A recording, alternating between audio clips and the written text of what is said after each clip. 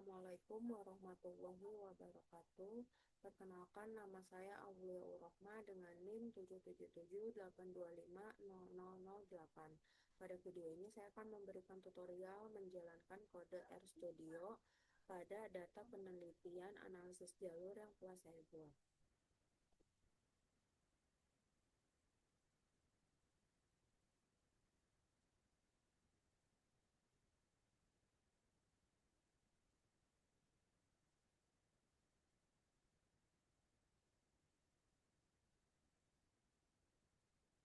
Oke, jadi di sini sudah ada data Excel terkait 4 variabel, di mana ada variabel X1, X2, Y1, Y2.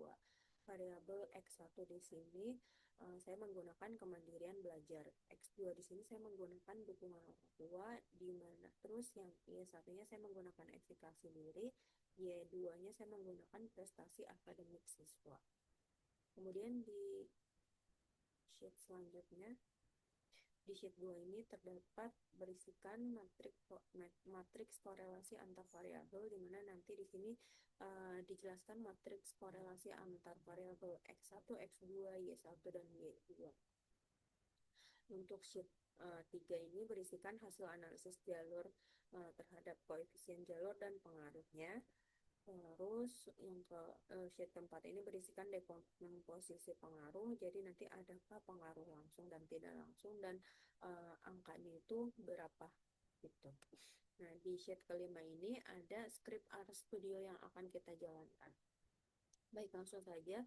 Untuk bagian pertama ini kita memasukkan atau menginstal data-data yang dibutuhkan. Jadi ada 4 data yang dibutuhkan. Yang pertama ada paket Lavaan. Ini adalah paket utama untuk structural equation modeling atau SEM sekaligus analisis jalur.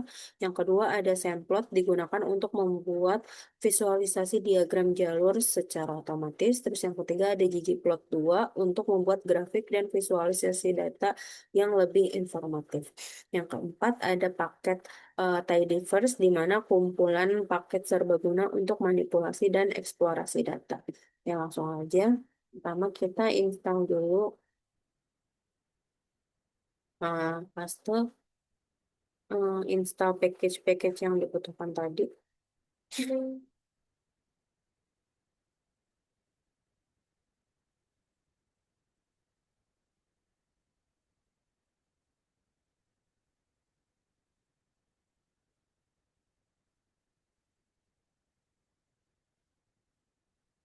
Ya, jika sudah, kita masukkan ini library lapangan ya selesai.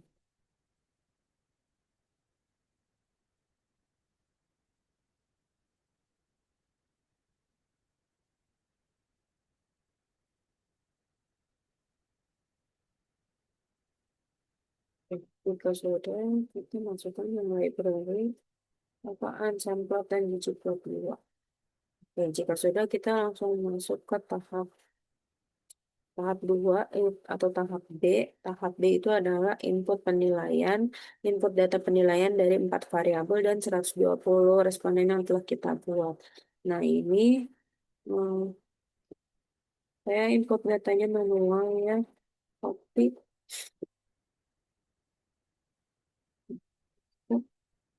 Bentar. Setelah sudah input data,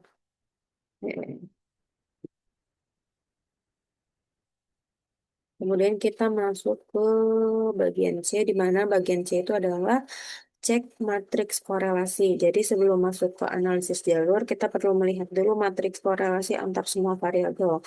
Nah, matriks korelasi adalah fondasi dari analisis jalur, karena koefisien jalur dihitung berdasarkan nilai-nilai korelasi ini. Jadi nanti pakai fungsinya fungsi core nih. Di C ini core menghitung korelasi Pearson antar semua variabel secara serentak. Sedangkan round titik-titik koma 3 ini adalah fungsi untuk membulatkan hasil menjadi 3 desimal agar lebih mudah dibacanya gitu. Oke, kita copy. Stop. Oke, didapat hasil seperti ini. Artinya, interpretasi dari matriks korelasi ini adalah X1 dan Y1-nya didapatkan hasil 0,511, di mana korelasinya sedang kuat, di mana kemandirian belajar cukup berkorelasi dengan efikasi diri. Yang kedua, X2 dan Y2 hasilnya 0,662, korelasi kuat dengan adanya dukungan orang tua berkorelasi tinggi dengan prestasi. Yang ketiga ada Y1 dan Y2 nilainya 0,692, korelasinya kuat, di mana efikasi diri sangat berkaitan dengan prestasi akademik.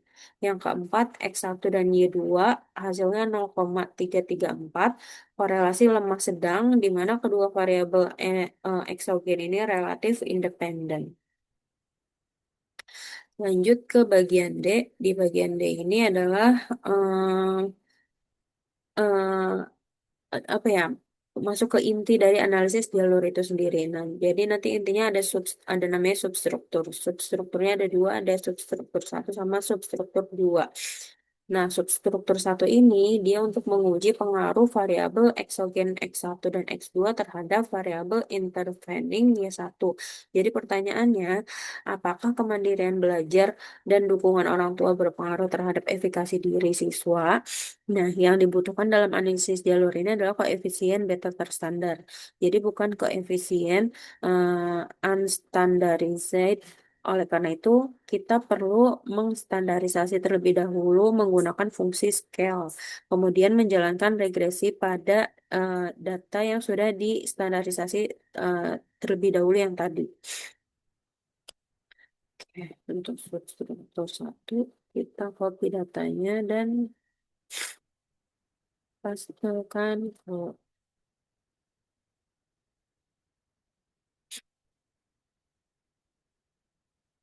Oke, didapat hasil seperti ini. Untuk interpretasi substruktur satu, itu ada koefisien jalur beta yang kita cari tadi ya.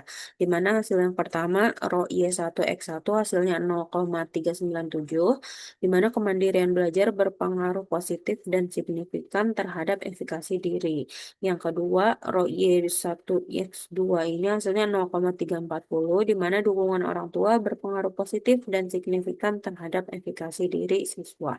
Terus ada R kuadratnya adalah 0,364, di mana kedua variabel eksogen bersama-sama menjelaskan 36,4% variasi efikasi diri. Nah, sisanya 63,6% dipengaruhi oleh faktor di luar model. Seperti itu. Masuk ke bagian E atau tahap E. Tahap E itu ada substruktur 2, di mana substruktur 2 ini adalah menguji pengaruh seluruh variabel X1, X2, Y1 terhadap variabel Y2. Di mana pertanyaannya apakah kemandirian belajar, dukungan orang tua, dan efikasi diri berpengaruh terhadap prestasi akademik siswa. Nah, langsung saja kita kopikan kodenya dan mas. Oke, didapat hasil seperti ini, di mana interpretasi untuk substruktur 2 ini yang pertama adalah rho Y2X1 hasilnya 0,132, di mana kemandirian belajar berpengaruh langsung lemah signifikan terhadap prestasi akademik, di mana p-value-nya didapat 0,47 berada tepat di bawah batas 0,05. Yang kedua, rho Y2X2 hasilnya 0,415, di mana dukungan orang tua berpengaruh kuat dan sangat signifikan terhadap prestasi akademik secara langsung. Yang ketiga, rho Y2Y1 ini hasilnya 0,429, di mana efikasi terbukti sebagai mediator yang kuat, dan semakin tinggi efikasi diri siswa, semakin tinggi juga prestasi akademiknya. Yang keempat, hasilnya R kuadratnya 0,636, di mana ketiga variabel bersama-sama menjelaskan 63,6% variasi prestasi akademik, angka yang sangat baik untuk penilaian pendidikan. Terakhir, F statistiknya didapat 67,69, di mana model secara keseluruhan sangat signifikan. Seperti itu. Lanjut ke bagian F. Untuk Bagian F ini hitung pengaruh tidak langsung. Jadi salah satu keunggulan analisis jalur ini dibandingkan regresi biasa adalah kemampuannya menghitung pengaruh tidak langsung, yaitu pengaruh yang melewati variabel mediator. Nah, rumusnya untuk variabel untuk pengaruh tidak langsung X1 sama dengan rho Y1 X1 dikali rho Y2 Y1. Kemudian untuk pengaruh tidak langsung X2 adalah rho Y1 X2 dikali rho Y2 Y1. Kemudian untuk pengaruh totalnya sama dengan pengaruh langsung ditambah pengaruh tidak langsung.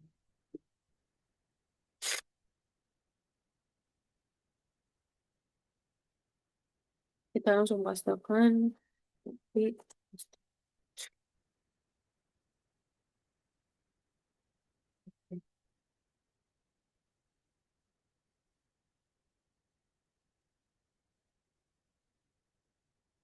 Oke, jadi didapatkan hasil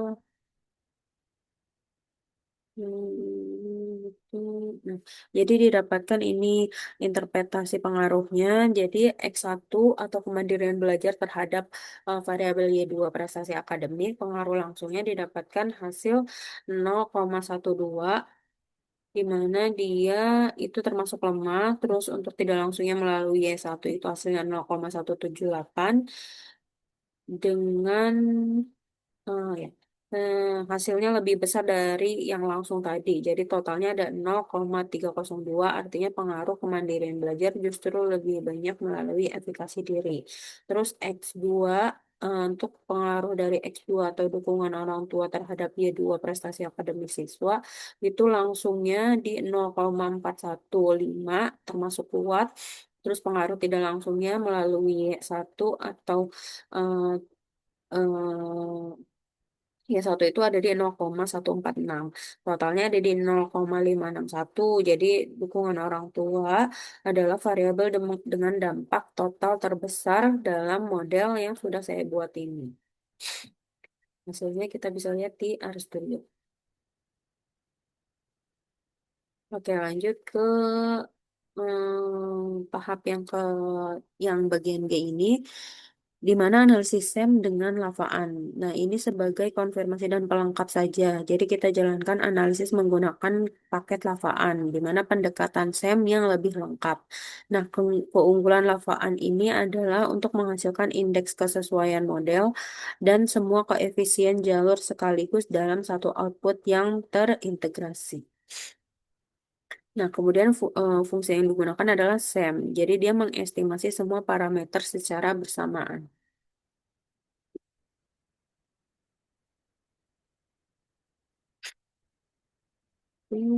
Pasti.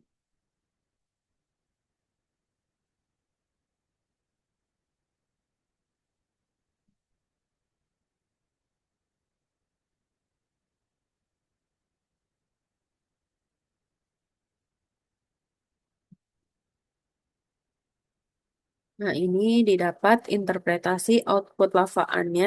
Kita bisa lihat. Nah, ini STDALL adalah kolom paling penting. Itulah koefisien jalur standar beta kita. Nah, kita bisa perhatikan hasil apaan identik dengan hasil regresi OLS sebelumnya. Kita membuktikan konsistensi analisis kita di sini. Nah, indeks kesesuaian model yang didapat, yang pertama ada CFI sama dengan 1000 dan TLI sama dengan 1000 dengan model ini udah termasuk model yang sempurna. Yang kedua ada RMSEA, itu hasilnya 0, tidak ada perbedaan antara model dan data. Yang terakhir ada SRMR, itu hasilnya 0 dengan residual korelasi sangat kecil. Nah, nilai yang kita dapatkan ini sudah termasuk sempurna karena modelnya termasuk saturated model di mana DF-nya sama dengan 0. Semua jalur yang mungkin sudah diestimasi. Dalam kondisi ini, fokus dan interpretasi ada pada koefisien jalur, bukan pada indeks fitnya. Lanjut ke bagian H. ini langsung pada tahap visualisasi diagram jalur. Jadi nanti diagram ini akan menampilkan semua variabel sebagai kotak-kotak yang dihubungkan dengan panah, lengkap dengan angka koefisien jalur di setiap panahnya. Nah, untuk penjelasan argumen dalam kodenya itu nanti ada watts label sama dengan std. Dia nanti eh, akan tampilkan koefisien standar beta pada setiap panah. Yang kedua ada style atau list rel di mana menggunakan gaya diagram jalur standar internasional. Yang ketiga ada layout sama dengan tree di mana nanti tata letak berbentuk pohon dari kiri ke kanan. Nah, yang terakhir ada edge titik label titik sex sama dengan 1.2 di mana ini untuk ukuran font label angka pada panah visualisasinya itu sendiri. Untuk visualisasi kita tinggal copy kodenya dan paste.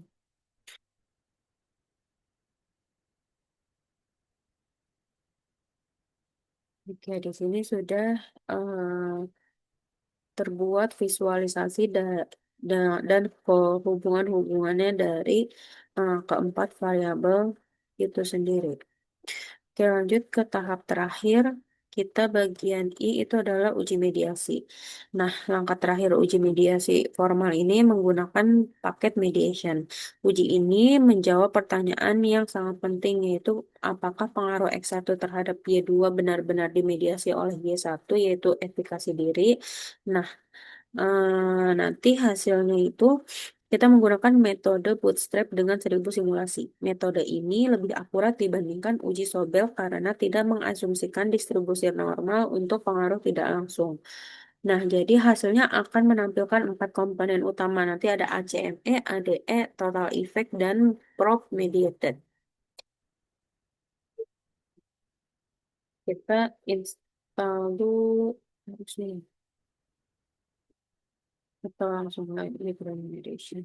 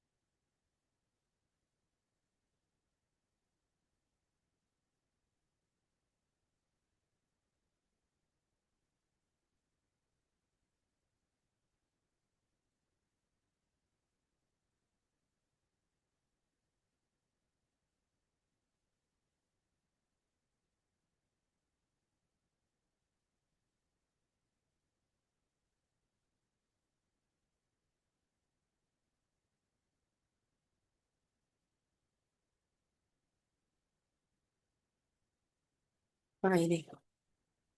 Nah, kemudian ini hasil dari uji mediasi. Nah, ini temuan paling krusial dari seluruh analisis ya. Jadi, temuan yang pertama ada interpretasi dari uji mediasi. Yang pertama ada ACME, didapat hasilnya 0,168, di mana dia pengaruh tidak langsung X1 melalui Y1 sebesar 0,168 termasuk signifikan karena P-nya kurang dari 0,001. Dia tidak mencakup angka 0 sehingga mediasi terbukti nyata. Terus yang kedua ada ADE hasilnya 0,13 atau 0,129 dibulatkan jadi 0,130. Dia punya pengaruh X1 ke Y2-nya masih ada dan signifikan di mana P-nya itu 0,028. Dia juga sama tidak mencakup nilai 0. Terus yang ketiga ada total efeknya di 0,298. Dia adalah gabungan pengaruh langsung plus tidak langsung, ditambah tidak langsung.